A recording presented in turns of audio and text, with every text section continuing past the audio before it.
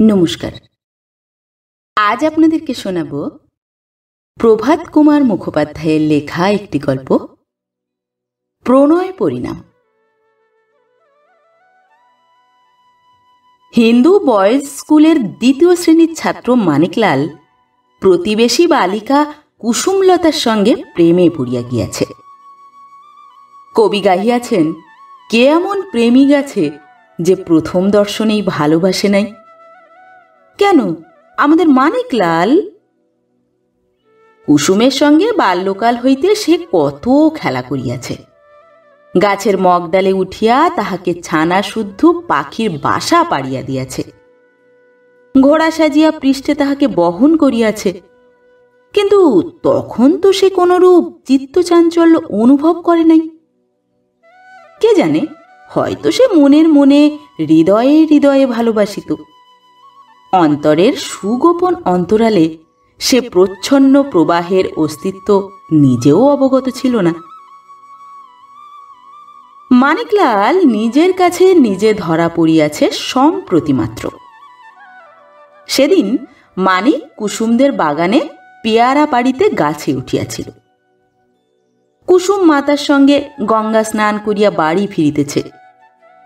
কুসুমের পরিহিত বসনখানি জলসিক্ত। পৃষ্ঠলম্বিত ঘন কৃষ্ণ কেশরাজির প্রান্ত দিয়া ফোঁটা ফোঁটা জল পড়িতেছে। আর্দ্র মুখখানি প্রভাতের সোনালি রৌদ্র লাগিয়া প্রতিমার মতো চিকচিক করিতেছে। দেখিয়া মানিক হৃদয় হারাইল। ইহারা চলিয়া গেলে পর মানিক তাহার অন্তরে যেন এক অপূর্ব আলোকের রশ্মি প্রতিভাত দেখিল। সে আলোক তাহার মনোদেহের প্রতি পরমাণুটিকে যেন বেড়িয়া নৃত্য করিতে লাগিল। আলোক মন অতিক্রম করিয়া ক্রমে তাহার চক্ষু যুগলে আসিয়া উপনীত হইল এবং নিমেষের মধ্যে নিখিল বিশ্ব চরাচরে ছড়াইয়া পড়িল। সেই নবীন আলোকে মানিক আকাশের পানে চাহিল। আকাশ আশ্চর্য নীল, এমন কখনো দেখে নাই। বসুন্ধরার প্রতি দৃষ্টিপাত করিল। বসুন্ধরা আজ পরমা সুন্দরী। দূরে দীর্ঘি কাতিরে ঘুঘু ডাকিতেছে, উকু পাখি কলরব করিতেছে, বউ কথাকাও মাঝে মাঝে ঝঙ্কার দিতেছে। পাখির ভাষায় যেন আজ নূতন প্রাণ, নূতন সুর। মানিক নিঃশ্বাস ফেলিয়া গাছ হইতে নামিয়া আসিল। তাহার কোঁচার খুঁটে গোটা দশেক পেয়ারা। ভালো দেখিয়া গোটা দুই রাখিয়া বাকি সমস্ত বাগানে ছড়াইয়া দিল। পেয়ারায়, বিশেষত কোষো পেয়ারায় আর তাহার চিত্ত নাই। সেদিন রবিবার ছিল, স্কুল যাইতে হইবে না। আহতবৎ মন্থর পদে বাড়ি আসিয়া মানিক পরিবার ঘরে প্রবেশ করিল। পড়িবার জন্য? হায় হায় না, পুরিবার জন্য। চিন্তার অনলে নিজের হৃদয়কে আহুতি দিবার জন্য। শতরঞ্জ বিছানো মেঝেতে ওয়েবস্টার ডিকশনারি মাথায় দিয়া চুপ করিয়া শুইয়া রহিল। মানিকের বয়স 14 বৎসর।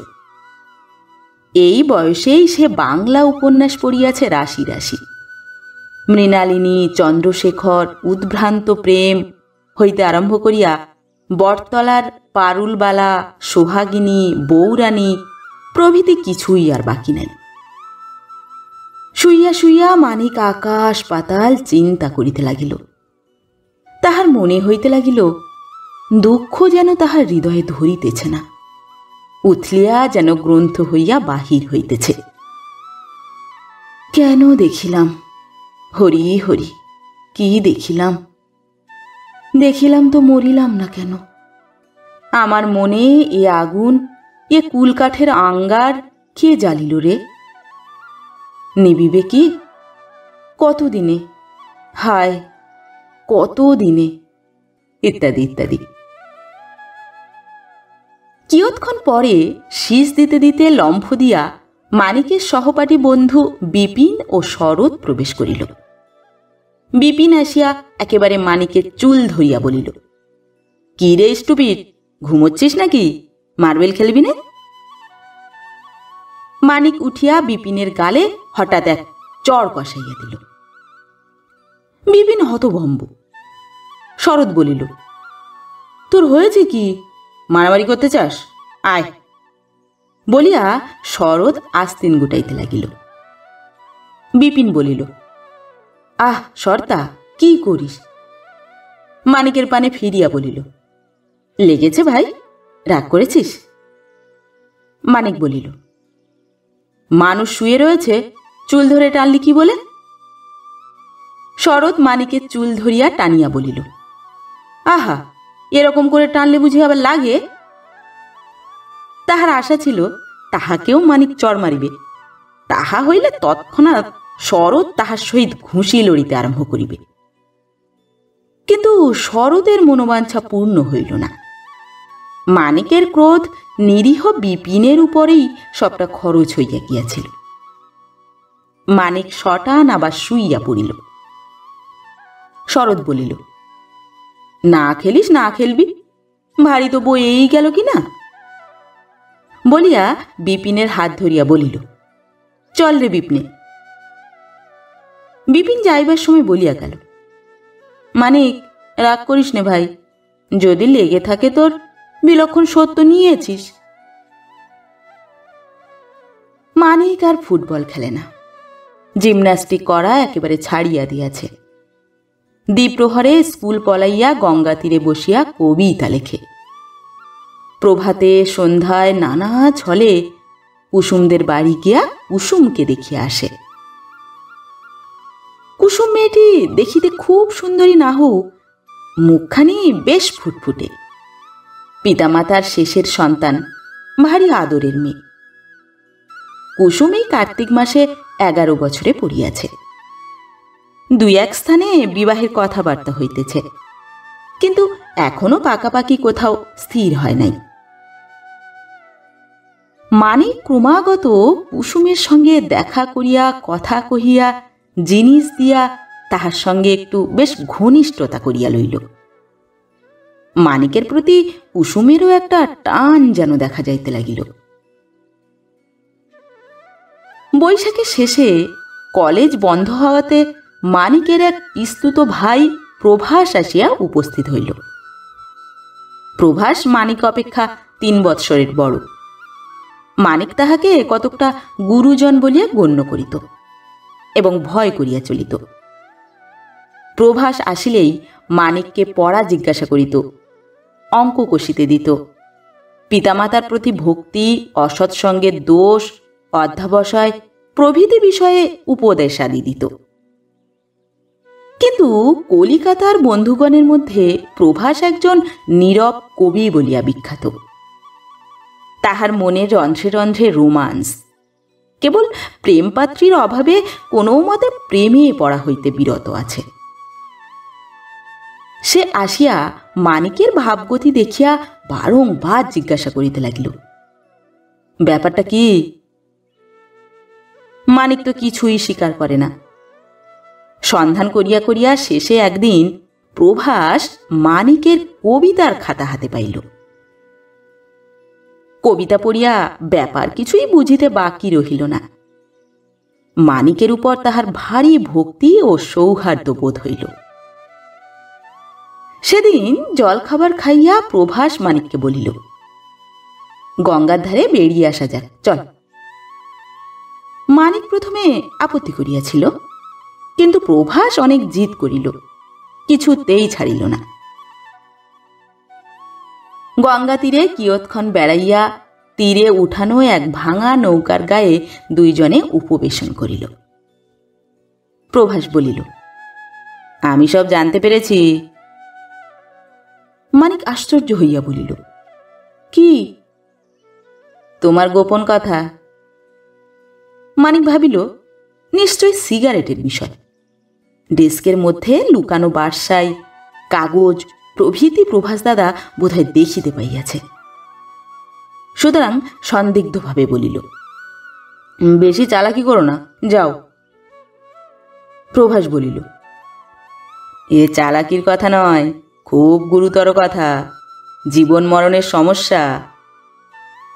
এবার মানিক যথার্থ বিষয়টি সন্দেহ করিল, বলিল, কি হয়েছে, কি বিষয় বলোই না।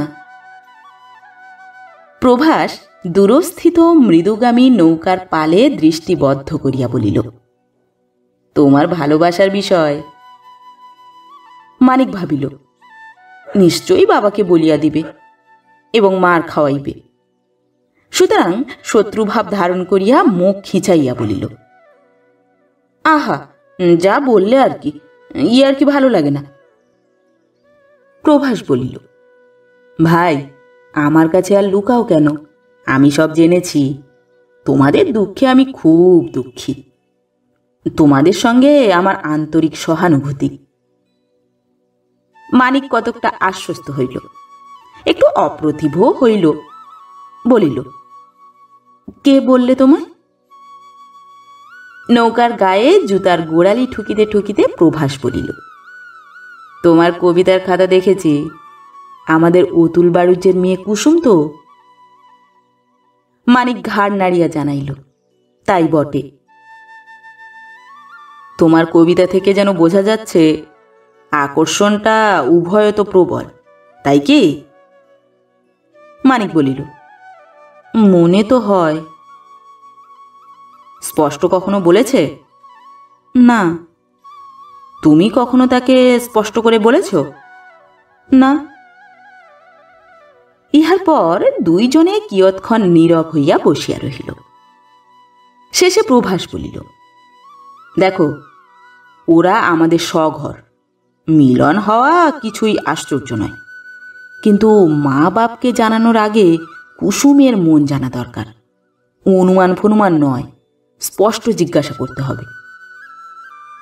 মানিক বলিল, সে কখনো পারা যায়?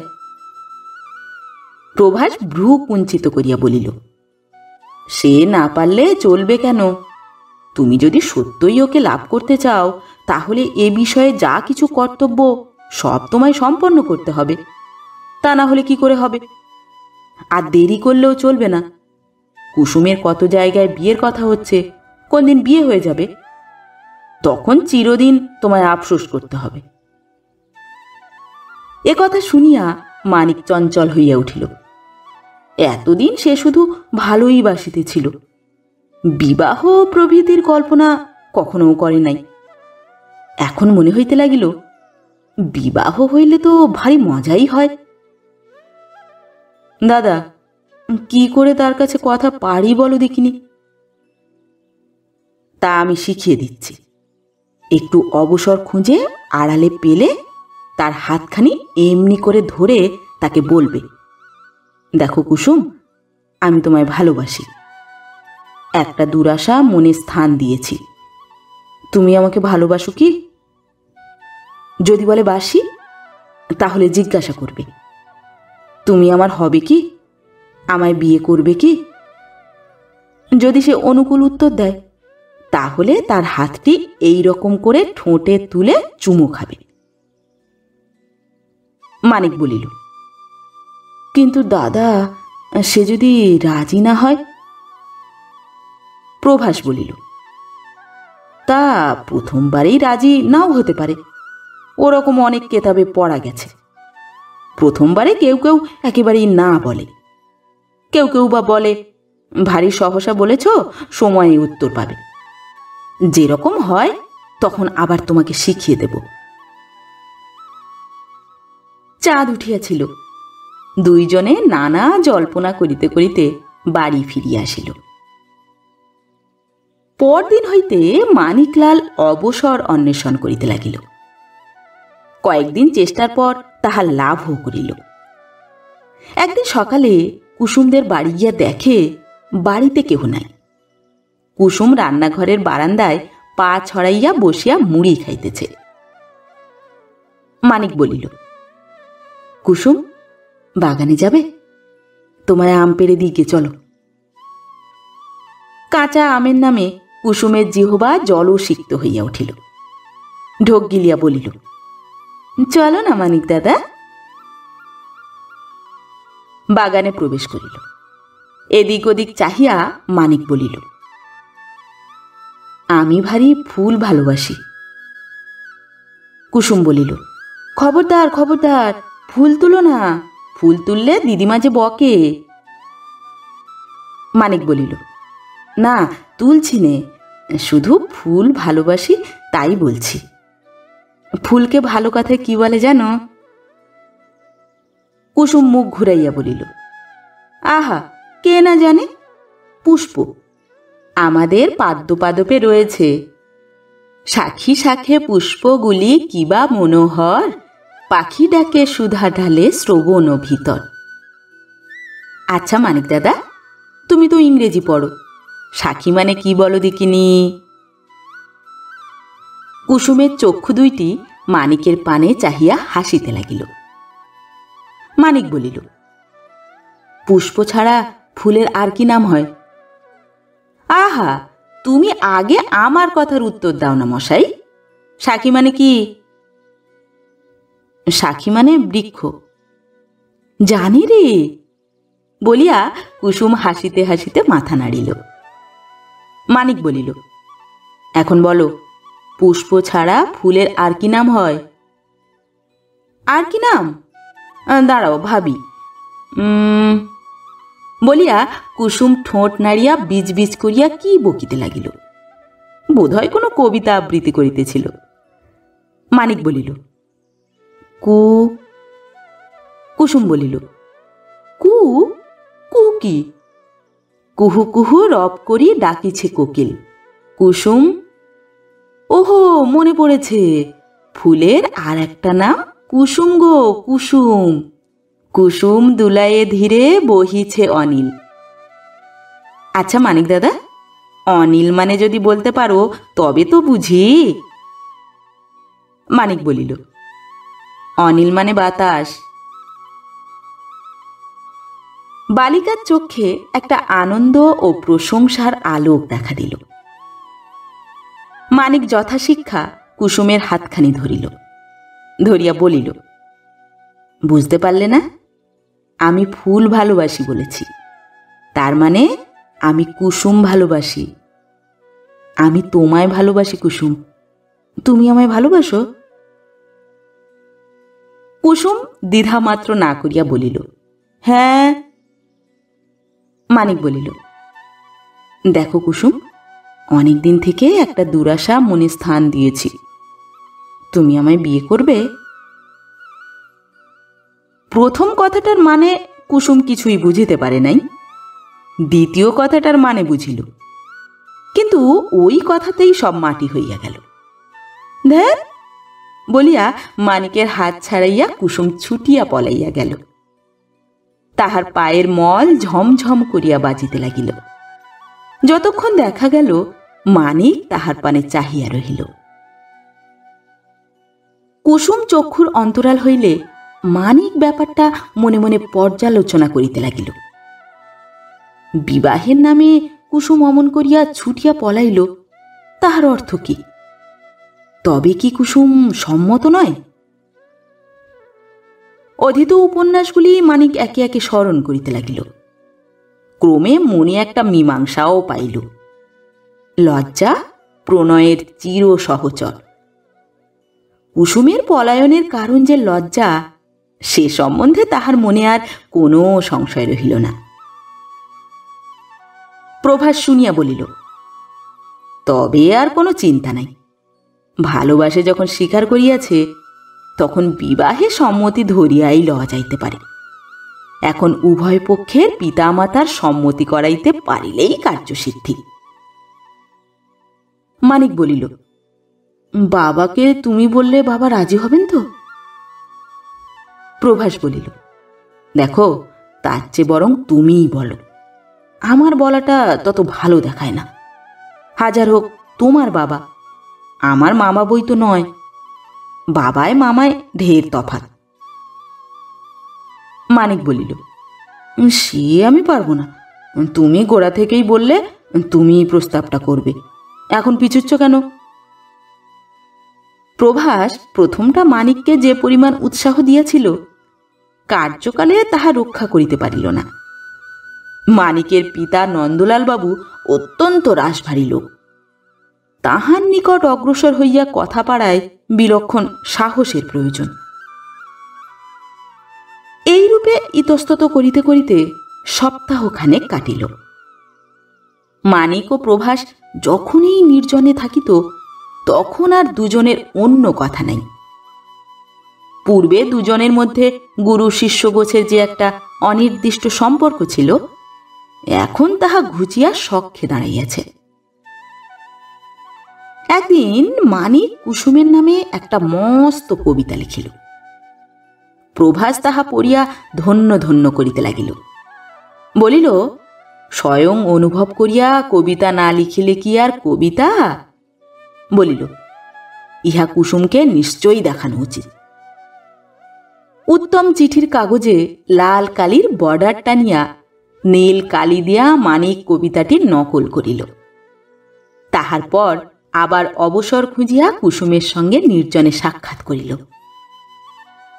কুসুম কবিতা লইয়া পড়িল, কি বুঝিল সেই জানে। মানিক বলিল, কুসুম, তুমি এটি রাখবে? কুসুম বলিল, রাখব বই কি। মানিক কুসুমের আগ্রহ দেখিয়া আনন্দে অধীর হইয়া বলিল, কারুকে দেখাবে না তো কুসুম? কুসুম প্রবলভাবে ঘাড় নাড়িয়া বলিল, কারুকে নয়, খুব লুকিয়ে নিয়ে যেও। কোথায় রাখবে? কেন, আমার বাক্সে। মানিক নিশ্চিন্ত হইয়া বাড়ি আসিল। ওদিকে পরম সত্যবাদিনী কুসুম বাড়ি গিয়াই বলিল, দিদি, একটা কথা বলি শোন। তাহার দিদির নাম নলিনী। সে 16 বৎসরের বিবাহিতা, স্বামীর প্রেমে ভরপুর, মনের সুখে হাস্য কৌতুকময়ী। দিদি আসিলে কুসুম বলিল, মেজদি, একটা মজা দেখবি? কি? কুসুম খামখানি বাহির করিয়া বলিল, কারুকে বলবি নে। কার চিঠিলা? বলিয়া নলিনী ছোঁ মারিয়া খাম কাড়িয়া লইল। মুহূর্ত মধ্যে তাহা খুলিয়া পড়িতে আরম্ভ করিল। কুসুমলতা মনের কথা শুনো সই। পড়িয়া নলিনী অবাক, পাতা উল্টাইয়া নাম খুঁজিল, কোনো নাম নাই। জিজ্ঞাসা করিল, এ কোথা পেলি? মানিক দাদা দিয়েছে। কে? মেনকা? হ্যাঁ। নলিনী গালে হাত দিয়া বলিল, ও মা, কি হবে? তোকে এসব লিখেছে কেন? কুসুম ভীত হইয়া বলিল, তা কি জানি। এ যে ভালোবাসার কবিতা, তোদের ভালোবাসা হয়েছে নাকি লো? কুসুম বলিল, মেনকা আমায় একদিন বলেছিল যে আমি তোকে ভালোবাসি। নলিনী ঈষৎ হাস্য করিয়া বলিল, আহা, তা বেশ, ছেলেটির পছন্দ ভালো। বলিয়া পড়িতে আরম্ভ করিল, কুসুমলতা মনের কথা শুনো সই, দিবা রজনী তব মুখখানি মনে লই। পড়িয়া নলিনী হাসিয়া কুটি কুটি বলিল, দুনিয়ার আর মিল খুঁজে পেলে না, শেষে লিখলে কিনা মনে লই।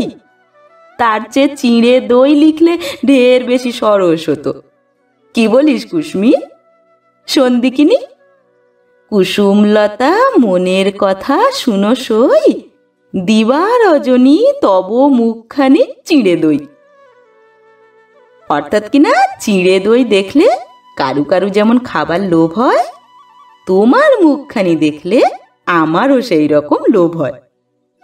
বলিয়া নলিনী খুব হাসিতে লাগিল। হাসির শব্দে মা আসিয়া প্রবেশ করিলেন। বলিলেন, অত হাসছিস কেন? হয়েছে কি?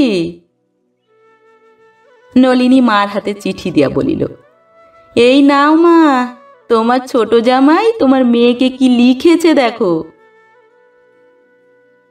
মা লেখার পানে চাহিয়া বলিলেন, কথা ছিঁড়ি দেখো না, কি বলিস তা ঠিক নেই। কি এ? নলিনী মার কাছে সরিয়া গিয়া বলিল, ভালোবাসার চিঠি। এত বড় মেয়ে হলো, বিয়ে দিচ্ছ না, তা মেয়ে নিজের বর নিজেই ঠিক করে নিয়েছে। মা তো অবাক, বলিলেন, কে লিখেছে এসব? সে পরে বলবো, আগে শোনোই না। বলিয়া মার হাত হইতে কবিতা লইয়া নলিনী পড়িতে আরম্ভ করিল। কুসুমলতা মনের কথা শুনো সই, তব মুখখানি দিবা রজনী মনে লই। শয়নে স্বপনে কিংবা জাগরণে সদা সর্বদা চিন্তা করি তোমার রূপ নিরূপমা ওগো প্রেমদা। ভাবিয়া ভাবিয়া নিদ্রা ত্যাগিয়া ফেলি অশ্রুজল, যথা শুষ্ক তরু হনু এবে সরু দেহ টলমল। মা বাধা দিলেন, বলিলেন, কি পাগলামি করছিস? রঙ্গ ভালো লাগে না। কে লিখেছে বল না। চৌধুরীদের মেনকা লিখেছে। মেনকা? আরে গেল যা, কি দোষী ছেলে গো, এ কি বিদ্যে! বলিয়া মা কুসুমকে খুঁজিতে লাগিলেন। কুসমি, কুসমি, কুসমি কোথা গেল? কুসুম গোলযোগ দেখিয়া পূর্বেই চম্পট দিয়াছিল। ক্রুদ্ধা জননী বাহির হইয়া কুসুমকে গ্রেপ্তার করিলেন। বলিলেন, এ কি রে সতে খোয়ারি? কুসুম গোঁ হইয়া বলিল, আমি কি জানি? তুই জানিস নে তো কে জানে আবাগি? খেয়ে খেয়ে দিনকে দিন হাতি হচ্ছে, আর এইসব বিদ্যে হচ্ছে। কি হয়েছে বল? কুসুম বলিল, হতভাগা নক্ষী ছাড়া মেনকা আমায় দিলে তো আমি কি করব? আমার বুঝি দোষ? বারে, কি বলেছে দেবার সময় তোকে? বলেছে মাকে কি কাউকে দেখাস নে, বাক্সতে লুকিয়ে রাখিস। মা তখন কুসুমকে অনেক জেরা করিলেন। জেরার শেষে কুসুম বলিল, একদিন বাগানে ডেকে নিয়ে গিয়ে মেনকা আমায় বললে কি, তোকে আমি আম পেড়ে দেব, তুই আমায় বিয়ে করবি? দূর পোড়ার মুখো, বলে আমি পালিয়ে এলাম। এই কথা শুনিয়া রাগের মধ্যেও মার ওষ্ঠের কোণে একটু হাসি দেখা দিল। শেষে তিনি বলিলেন, শোন বলছি, ফের যদি মেনকা ত্রিসীমানায় যাবি, কি ওর সঙ্গে কথা কবি, কি খেলা করবি, তাহলে গলায় পা দিয়ে মেরে ফেলবো, বুঝেছিস? কুসুম কাঁদিতে কাঁদিতে বলিতে লাগিল, বারে, আমি কি করব? আমায় দিলে কেন? মা তখন সে কবিতা কুচি কুচি করিয়া ছিঁড়িয়া উনানে ফেলিয়া দিলেন। ওহো, কবি সত্যই বলিয়াছেন, যথার্থ প্রণয়ের পথ কখনো মসৃণ হয় নাই। যে ভালোবাসিয়াছে সেই কাঁদিয়াছে। প্রেম যে কেবলই যাতনাময়, তাহাতে যে কেবলই চোখের জল, এ কথা কে অস্বীকার করিবে? কুসুম তো বকুনি খাইয়াই নিস্তার পাইল, কিন্তু মানিকলালের অদৃষ্টে আরও দুর্গতি লেখা ছিল। মানিকের পিতা নন্দ চৌধুরী গ্রামের ডাক্তার, খুব পশার। প্রাতে রোগী দেখিতে বাহির হন, যখন বাড়ি আসেন তখন প্রায় 12টা। স্নান আহার করিয়া নিদ্রা যান।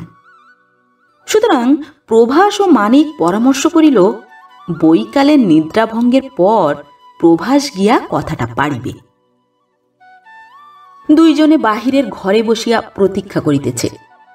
একটা প্রবল আশঙ্কা ও অনিশ্চয়তায় দুজনের মুখই কালিমাময়। শেষে 4টা বাজিল, শব্দ শোনা গেল। বিছানা হইতে নন্দ চৌধুরী হাঁকিলেন, ওরে বুনো, তামাক নিয়ে আয়। আরো কয়েক মিনিট গেল। তারপর কাঁপিতে কাঁপিতে প্রভাস গিয়া মামাবাবুর শয়নকক্ষে প্রবেশ করিল।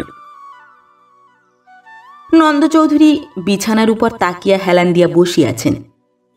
নিদ্রাভঙ্গে তাহার চক্ষু রক্তবর্ণ। নিম্নে একটি ক্ষুদ্র চৌকিতে গুড়গুড়ি রক্ষিত, ধূমপান করিতেছেন। প্রভাস প্রবেশ করিয়া বিছানার কাছে একটা চেয়ার ছিল, তাহাতে বসিল। নন্দ চৌধুরী বলিলেন, কি প্রভাস? তাহার স্বর বৈকালিক নিদ্রায় শ্লেষা জড়িত। প্রভাস কপালের ঘাম মুছিয়া বলিল, আগে একটা কথা আজ আপনাকে বলবো মনে করেছি। নন্দ চৌধুরী উৎসুক হইয়া গুড়গুড়ির নল মুখ হইতে খুলিয়া প্রভাসের পানে চাহিয়া অস্ফুট স্বরে বলিলেন, কি? প্রভাসের হৃৎকম্প উপস্থিত হইল। মনে হইতে লাগিল, কেন আসিলাম, কেন এ জালে নিজেকে জড়াইলাম? কিন্তু আরম্ভ যখন করিয়াছে, আসলে নামিয়াছে, শেষ পর্যন্ত যাইতেই হইবে। সুতরাং বাক্য স্ফুরণ করিতে বাধ্য হইল। বলিল, আমাদের মানিকের জন্যে ভারী চিন্তিত হতে হয়েছে। কেন, কি হয়েছে? কোনো ব্যারাম সারাম নাকি? ডাক্তার মানুষ, ব্যাধির কথাটাই প্রথমে মনে হয়। প্রভাস বলিল, আগে শারীরিক ব্যারাম নয়, মানসিক বটে। চৌধুরী গুড়গুড়ির নল পুনরায় মুখে লইয়া বলিলেন, কি রকম? ও একটি মেয়ের সঙ্গে লাভে পড়েছে। গুড়গুড়ির নল মুখ হইতে একেবারে বিছানায় ফেলিয়া নন্দ চৌধুরী উঠিয়া বসিলেন। বলিলেন, কি বললে? প্রভাস তাহার ভঙ্গি দেখিয়া বিপদ গণিল। বলিল, আগে একটি মেয়ের সঙ্গে প্রণয় হয়েছে। প্রণয় হয়েছে? সে আবার কি রকম? ব্যাপারখানা কি? কার সঙ্গে প্রণয় হয়েছে? আগে অতুল বাড়ুজ্যের যে কুসুমলতা বলে একটি মেয়ে আছে, তার সঙ্গে ও লাভে পড়েছে। তাই আপনাকে বলতে এসেছি, যদি ওর জীবনের সুখ চান, তবে কুসুমের সঙ্গে ওর বিবাহ দিন। নন্দ চৌধুরী শুনিয়া গম্ভীর হইয়া তামাক খাইতে লাগিলেন। কিয়ৎক্ষণ পরে স্বর একটু নামাইয়া বলিলেন, কিরকম করে লবে পড়ল? প্রভাস মনে মনে অত্যন্ত উৎসাহিত হইল। ভাবিল, তবে সন্তানের দুঃখে পিতার মন গলিয়াছে। বলিল, আগে কিরকম করে পড়ল তা বলা বড় কঠিন, তবে এ পর্যন্ত বলতে পারি যে আকর্ষণটা উভয়ত প্রবল। চৌধুরী বলিলেন, উভয়ত প্রবল বটে, বলিয়া তামাক খাইতে লাগিলেন। কিয়ৎক্ষণ পরে জিজ্ঞাসা করিলেন, বিয়ে করতে চায়? মাথা নিচু করিয়া ধীরে ধীরে প্রভাস বলিল, আগে এই তো একমাত্র স্বাভাবিক পরিণাম। মানিক বলেছে, যদি বিয়ে না হয় তাহলে ওর জীবন মরুভূমি হয়ে যাবে। চৌধুরী বলিলেন, মরুভূমি?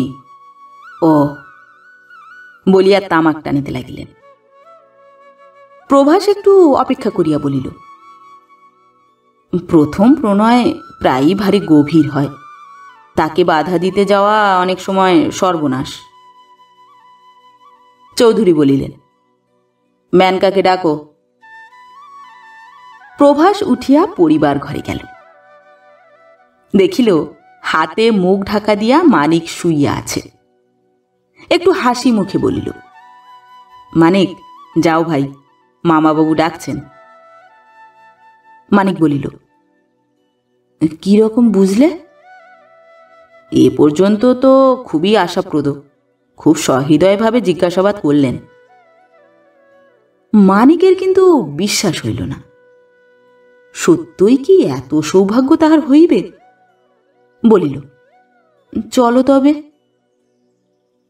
প্রভাস বলিল, তুমি একা যাও, কারণ এ সময় কোনো তৃতীয় ব্যক্তি থাকাটা ঠিক নয়। বিষয়টা ভারী কি বলে গিয়ে কি না? মানিক বলিল, না ভাই, তুমি এসো, নইলে আমার ভারী ভয় করবে। প্রভাস বলিল, আচ্ছা, মিনিট 10 পরে আমি যাচ্ছি, বলিয়া মানিককে ঠেলিয়া দিল। মানিক প্রবেশ করিয়া দেখিল তাহার পিতা আরশির কাছে দাঁড়াইয়া একটা পাকা গোঁপ উঠাইবার চেষ্টা করিতেছেন। মানিকের ছায়া আরশিতে পড়িল। নন্দ চৌধুরী ফিরিয়া দাঁড়াইলেন, মানিককে জিজ্ঞাসা করিলেন, তোর এক্সামিন কবে? মানিক বলিল, আর 12 দিন আছে। কিরকম তৈরি হলো? আগে হয়েছে একরকম। পড়াশুনো করছিস বেশ মন দিয়ে, না খালি খেলিয়ে খেলিয়ে বেড়াচ্ছিস? আগে না, খেলা বেশি করিনি। তবে কি করিস? লবে পড়েছিস নাকি শুনলাম? মানিক তাহার স্বর ও ভঙ্গিমা দেখিয়া উত্তর করিতে সাহস করিল না, দাঁড়াইয়া ঘামিতে লাগিল। তাহার পিতা ধীরে ধীরে তাহার কাছে সরিয়া আসিলেন। আসিয়া বাম হস্ত দ্বারা মানিকের দক্ষিণ কর্ণটি ধারণ করিলেন, করিয়া বলিলেন, উত্তর দিচ্ছিস না যে? মানিক কি একটা কথা বলিবার চেষ্টা করিল, কিন্তু কথা বাহির হইল না।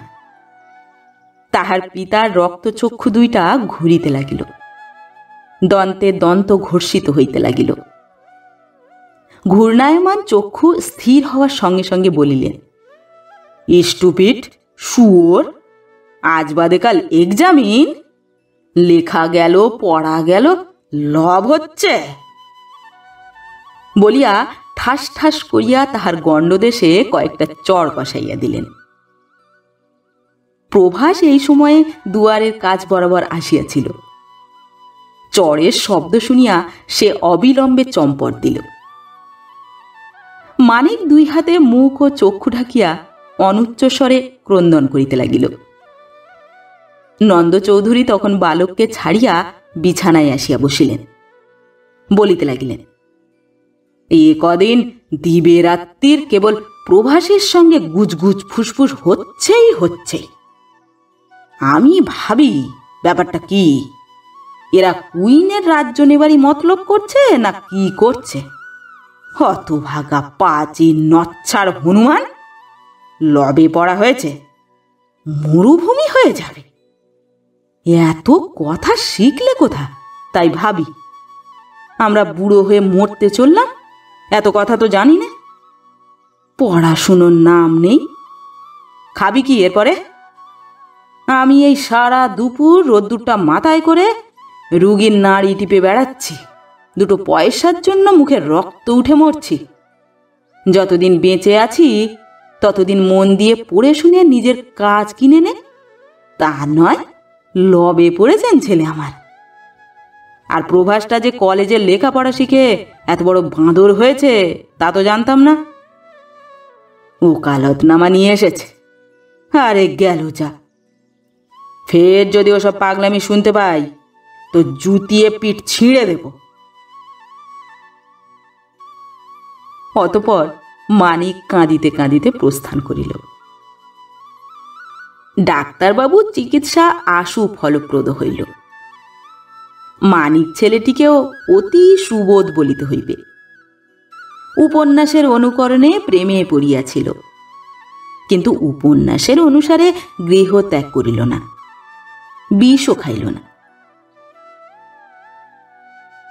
বিষ খাইল না বটে, তবে কুসুমের বিবাহের সময় লুচি খাইল বিস্তর।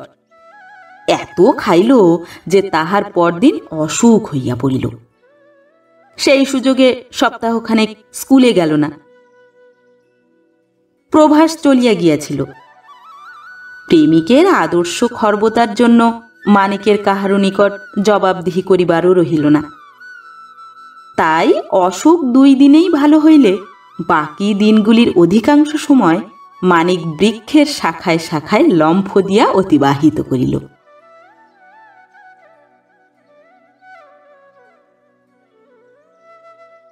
নমস্কার। পরবর্তী গল্প নিয়ে খুব শীঘ্রই ফিরে আসছি। ততক্ষণ সবাই ভালো থাকবেন, সুস্থ থাকবেন। গল্প পাঠ ভালো লাগলে গল্পটিতে একটি লাইক করবেন এবং ভিন্ন ভিন্ন স্বাদের অডিও স্টোরি শোনার জন্য অবশ্যই চ্যানেলটি সাবস্ক্রাইব করবেন। ধন্যবাদ।